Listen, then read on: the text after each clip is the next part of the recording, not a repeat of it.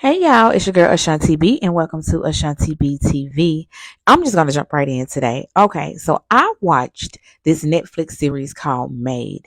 And when I tell you there were so many areas in that series that I could relate to, but one part in particular that stuck out to me was when she found herself back where she started from, back in the same position that she had tried to get out of.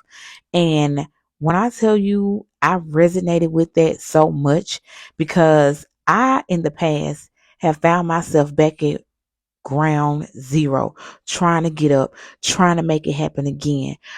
But when I tell you the comeback was greater the second time around, and this is to encourage somebody, even myself right now, to keep going, get up. It does get greater later, even if you have to start back at square one. Thank you for watching and have a blessed day.